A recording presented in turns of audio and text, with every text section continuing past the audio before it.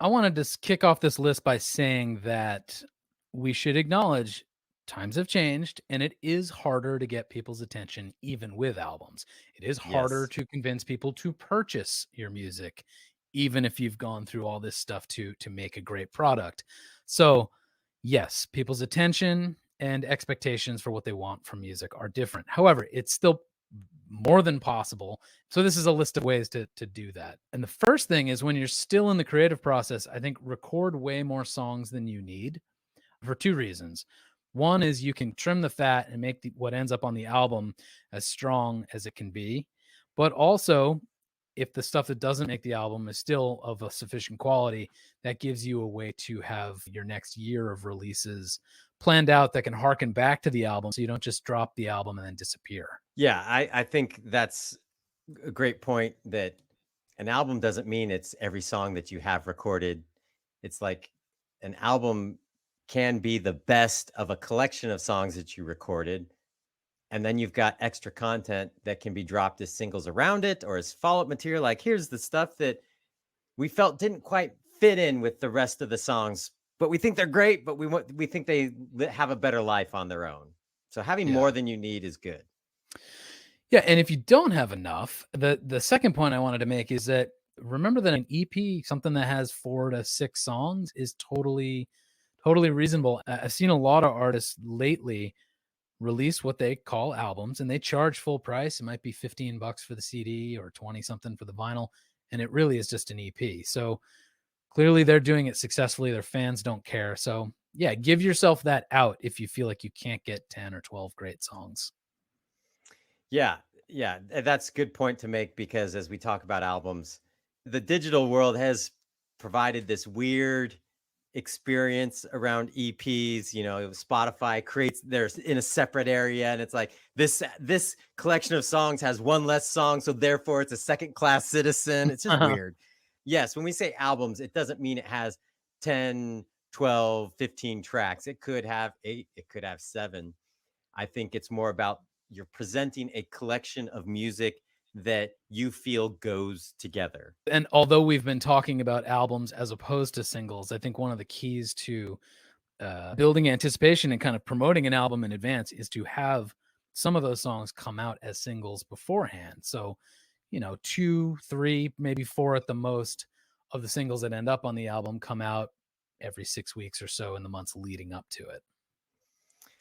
Yeah, and the benefit of that, and I think the real power of where we're at in music marketing and promotion, we've talked about on this podcast that you're I really look at it is now instead of a release day that you're in a season of release, having a couple songs off the album to set up the album release builds anticipation where you have lots of new stuff to talk about. It's being pushed out to your fans, and there's just general excitement around it. And you're excited too. Well, that kind of leads into the next one in terms of energy and excitement is make each of those advanced singles feel like an event. So don't phone it in, put in a ton of effort, whether that means you're creating a lot of video content or you're running ads or whatever you would do it for each of those singles because they can exist as standalone tracks.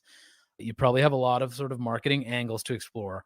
But if you can, remember, they don't all need to be these disconnected islands. Like if you can build a bridge between each one so that eventually the traffic all flows to the album, whatever that means to you, whether it's in messaging, the aesthetic of the album cover, the story you tell for each song, make it feel progressive towards the bigger project so that you have both the flexibility of promoting only one song at a time, but each of them eventually lead to a full story. We have so much, especially related to what you just said at release.cdbaby.com, which is our release plan generator. It's a free tool. All you do is you drop in your release date and it tells you what opportunities that exist for you in the release process based on your timelines. And things disappear if your release is next week, it's not going to show you many options because you don't have many options. Yeah. But I think this is one of those things where artists get ahead of themselves and it's like, okay, the album's finished. Take a deep breath. Now let's get strategic. Let's plan a release date. Let's plan backwards for a couple songs. And then we can think about all the content or the storylines or the things that we have to support that. and build that story up to the release. Because if you've been consumed by the mix process, the mastering process, that's not the best time to make decisions. So it's like, take a deep breath, and now go into, I want this to be as successful as possible. I want to have this release have impact. Let's shift gears, let's re-energize, and then plan based on how we're going to make this fly the best way it can. Yeah. Well, speaking of planning, that sort of leads to one other thing I wanted to tell people is don't spread your story thin time wise.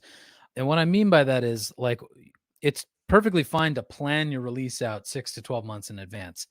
But once you start telling the story publicly of your album, I would get the album out, the full album out within 3 or 4 months of that. There's two ways I see artists making a mistake and kind of spreading the story thin. One is that thing of like, oh, I'm going to release a song every month for 12 months and then I'll put the album out. And I think that's way too long to be building and expecting your audience Yeah. to follow the threads. So when the album comes out, again, people are a bit confused. They're like, didn't all these songs already come out? I don't care. The other thing is taking a break mid promotion. What you're doing is asking journalists or bloggers or whoever in the industry to take notice, and then you go away and come back and then they're like, wait, didn't we already tell this story? So in either of those scenarios, I think it's a mistake. I think once you start, you should get your album out within 3 or 4 months. Agreed. Agreed. And this is what some of the stuff you talked about there is one of the biggest mistakes I see artists making as it pertains to release, is that they have an album's worth of music and they have what they consider an album, and they think, oh, it's a singles world. I'm just going to spend the next 12 months releasing one single each month. And then at the end, release it as an album. Like, one, that is way too long. You will lose interest. All your fans will lose interest. And by the time you're at track 10, which is going to be a deep album cut, no one's going to care at that point. It's going to be noise. They're going to say, this person's been talking about releasing music for a freaking year. You will run out of hooks and marketing angles because it'd just be uninteresting at that point. That's not what you should be doing. Like what you said, a 3 to 4 month timeline is a good one.